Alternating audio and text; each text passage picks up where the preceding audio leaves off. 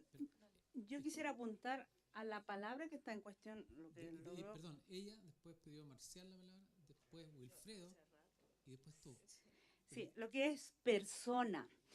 A ver, para nosotros como pueblo, por cierto, el individualismo está como ahí en distante.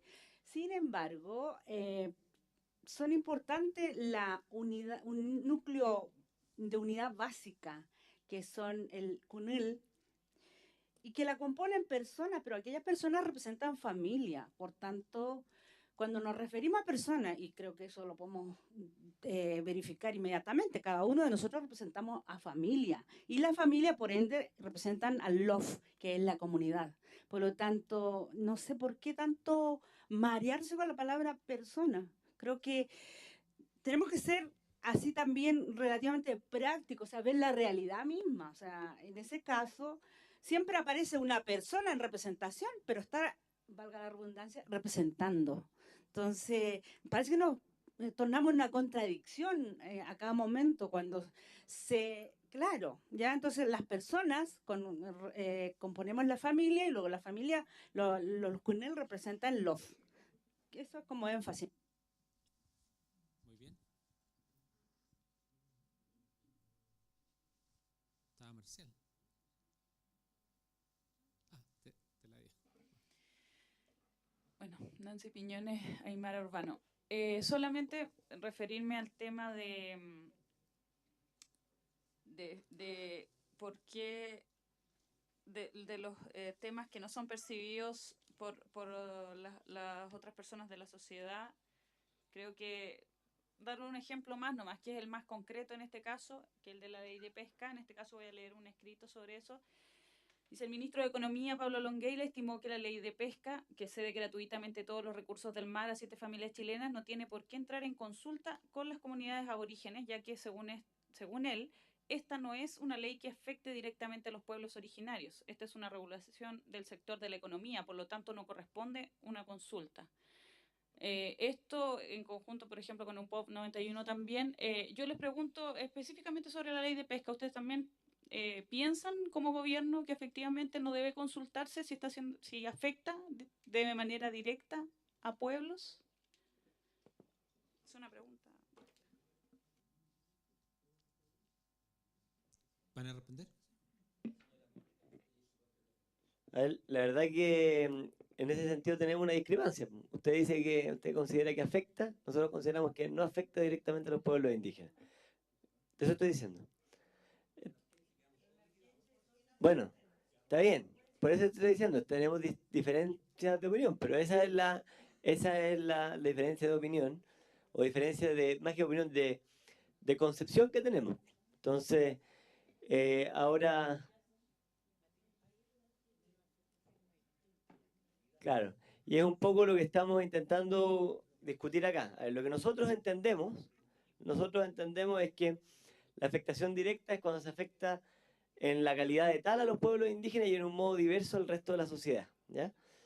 Eso significa, por lo que nosotros entendemos, es que una afectación que se produzca sobre los pueblos indígenas, ¿cierto? En la misma manera y en la misma forma que al resto de la sociedad y que no afecte específicamente, especialmente a los pueblos indígenas en su calidad de tal, no genera afectación directa. Por tanto, lo que se sostuvo y lo que se ha sostenido en esta materia, y es importante señalarlo, ahora puede ser que ustedes tengan una visión distinta y respetable, y es un tema que tenemos que ponernos de acuerdo ahora de qué es lo que entendemos por afectación directa.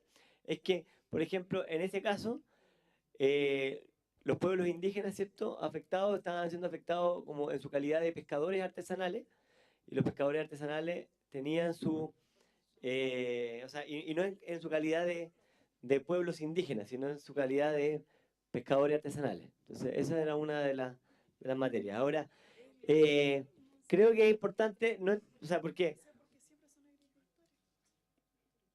importante es que, por favor, estoy hablando yo.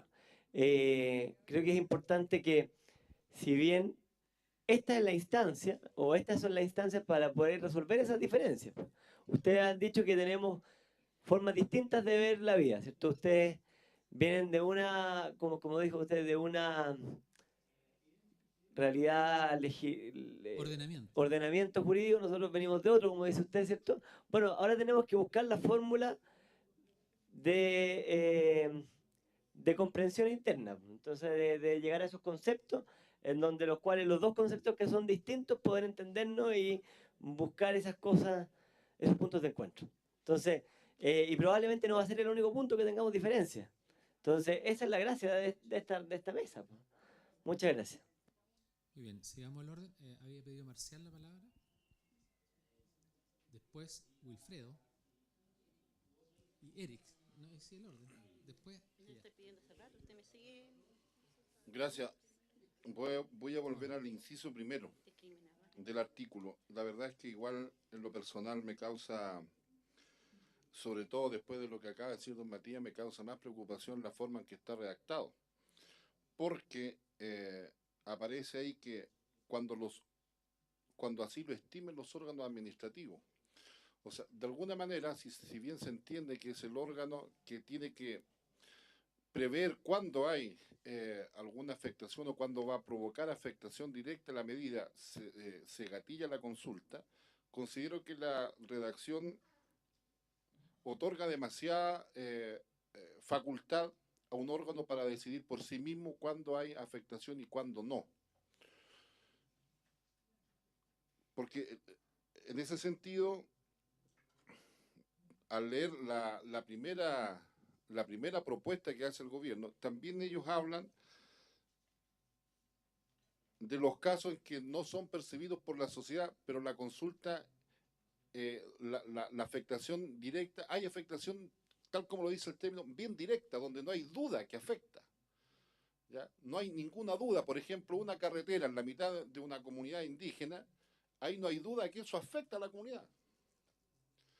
Por lo tanto, se entiende que el órgano gatilla inmediatamente la consulta indígena porque de alguna manera ya en la etapa previa, a través de los informes que le entregaron, se determinó que ahí no hay duda y afecta significativamente a los pueblos indígenas. Pero también hay otras situaciones donde no está percibido. Y eso es lo que tiene que también quedar bastante claro. Y en ese sentido y en esa línea son las organizaciones también o los pueblos indígenas los que exijan la consulta. Y ahí empieza a aparecer el tema de lo no percibido, precisamente lo que ha hablado Lonco, lo que ha hablado el hermano Luis, ¿no es cierto?, sobre el tema de lo material o lo intangible. Porque el concepto de pueblo indígena además es un concepto que refleja la integralidad de muchas cosas. Y a lo mejor también, como no hemos discutido todavía sobre el concepto de pueblo indígena, entonces a lo mejor también estamos un poquito confundidos con qué sujeto, con qué categoría estamos tratando de llegar a un consenso. Por lo tanto, los ejemplos que existen ahí, que son yo creo que bastante amplios, los ejemplos son ejemplos y muy amplios. Si nosotros miramos también la primera propuesta del gobierno, ahí hay también ejemplos bastante numerosos, pero no son todos, o sea, son a título de ejemplo, pueden haber más. ¿Ya? En algún momento, y va a depender de los informes, de quién solicite y de quién también argumente por qué se está afectando directamente a los pueblos indígenas. Pero para ser más específico, yo creo que hoy día el problema de la inversión vinculado a esto, la afectación es bastante directa. O sea, ahí ni siquiera habría que imaginarse si se está afectando o no. Por ejemplo, una central de paso en territorio indígena, instalar la comunidad indígena, es una cuestión bastante directa. ¿Ya? La empresa forestal en territorio indígena es bien directo. O sea, hoy día los problemas que tenemos con respecto a la inversión son precisamente porque están directamente afectando a nuestras comunidades donde ni siquiera cualquiera, por decirlo de alguna manera, se da cuenta que hay afectación. Entonces, igual yo creo que como estamos discutiendo sin llegar a consenso todavía, hay que leer con un poco más de atención el tema de este inciso. Ya, en lo personal, yo creo que no puede quedar solo al arbitrio de los órganos de la administración del Estado la definición si hay afectación o no. No puede quedar solo en ellos. Tal como está en este inciso, se le otorga esa facultad. Porque si queda solo en manos de ellos, precisamente es donde con su criterio, tal como lo ha planteado don Matías, deciden ellos que no hay afectación. ¿Ya? Por ejemplo, entonces bajo esa línea, afortunadamente todavía nos queda una vuelta más que darle para poder acercar un poco más las posiciones y redactar a lo mejor de mejor manera, porque yo creo que la redacción no puede ser tan ambigua, o sea, tiene que haber claridad, yo en eso comparto, tiene que haber claridad en la redacción. Sí, yo me había saltado, tenía razón. Tú estabas primero que Wilfredo.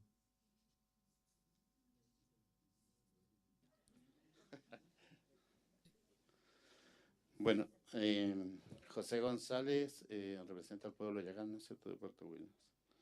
Quisiera hablar un poco con el tema del territorio. Para nosotros es tremendamente importante el resguardo de nuestro territorio.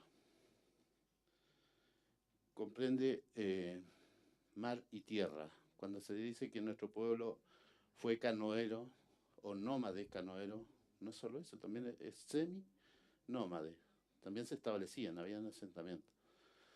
Por lo tanto, también han dejado su vestigio a través de sitios arqueológicos que hoy día se están interviniendo con este tema del desarrollo. Las consultas se hacen, pero no a nosotros, sino a arqueólogos, antropólogos. Cómo yo puedo plasmar mis sentimientos en un papel cuando me están destruyendo un sitio que para nosotros es sagrado.